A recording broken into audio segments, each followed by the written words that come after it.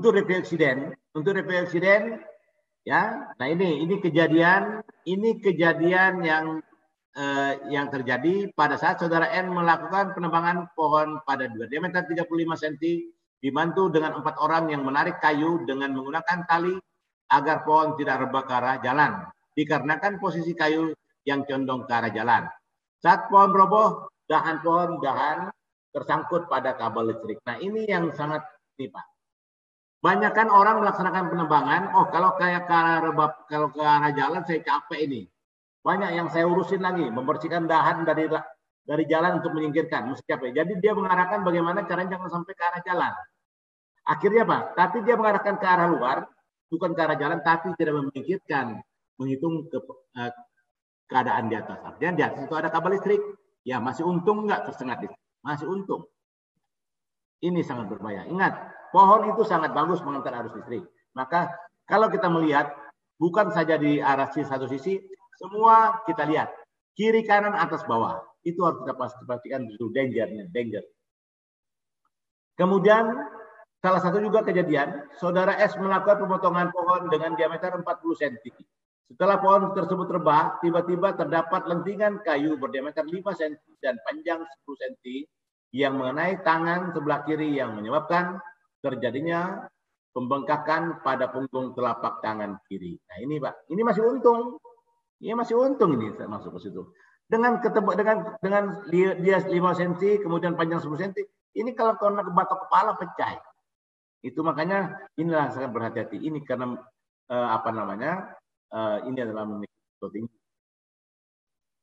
Kemudian, nah ini yang terjadi di daerah di daerah Suarang. Ya. Saat melakukan penebangan pohon menggunakan senso, pohon rebah dan menimpa atap konveyor. Memang waktu pengamatan awal pohon itu titik rebahnya ke arah di luar daripada rebah arah konveyor. Waktu dia motong, tapi dia tidak memperhitungkan keadaan angin. Karena di pinggir sungai, di pinggir laut, angin kencang. Itu dia motong, angin kencang, maka berbalik. Menimpa atap konveyor. Nah ini hal-hal. Jadi kalau kita melaksanakan penebangan, jangan kita hanya melihat dari condongnya saja, juga kita memperhitungkan keadaan cuacanya. Jangan sampai lupa. Karena pohon itu kalau dia berdahan lebat, itu dia seperti layar. Ya, bisa merubah daripada arah posisi rebah pohon yang ditutup. Kemudian ini pada saat merintis. Pada saat merintis rumput kaki sebelah kiri bawah terkena ujung parang. Nih, terjadi jelati ini, ya, pada inferiorati.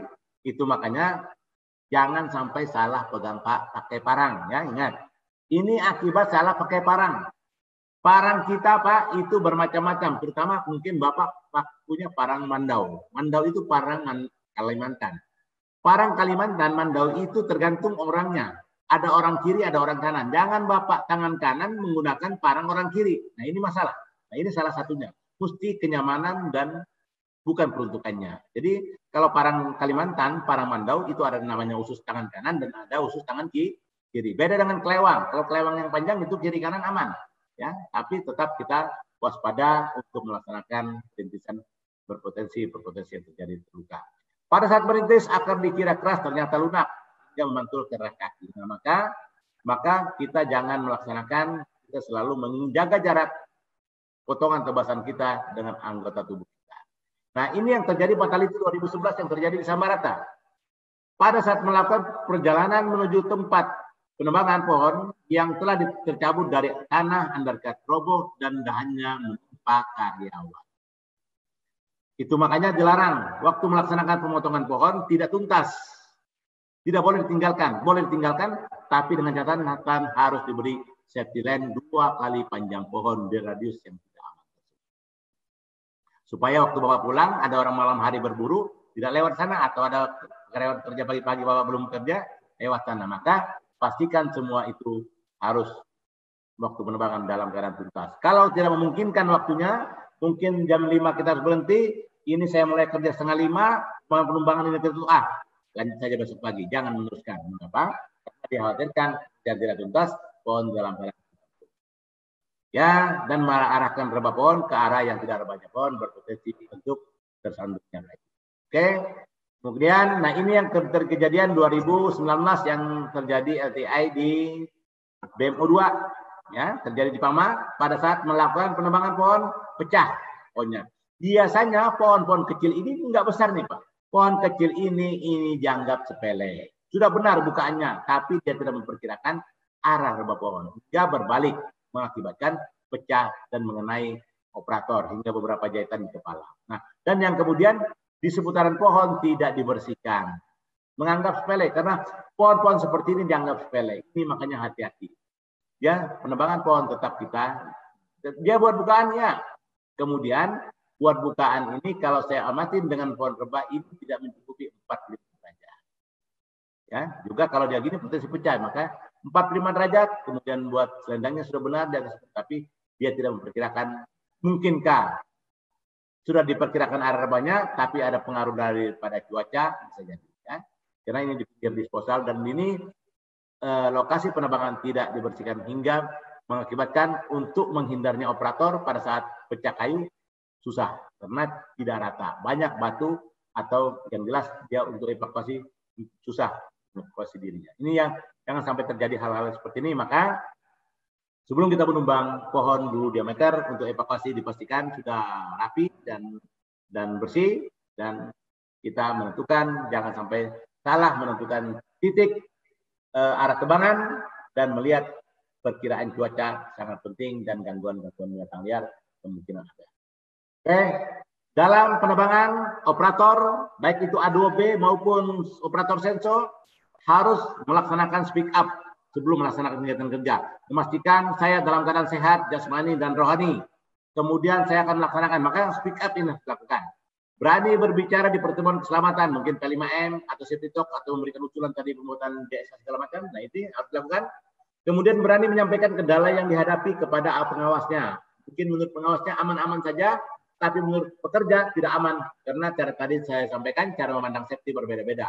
Satu orang dengan orang lain. Kemudian berani melaporkan kondisi yang tidak aman dan tidak aman kepada pengawasnya, ya. Kemudian berani mengeluarkan usulan, Pak, kalau menurut saya seperti ini aman, Pak. Nah ini jadi apabila itu kita harus ada namanya koordinasi. Ini selalu dibangun antara pengawas dan pekerja. Nah, koordinasi, usulan atau masukan tentang keselamatan kepada pengawas. Kemudian doendamnya ya, dilarang bekerja jika kondisi yang tidak fit.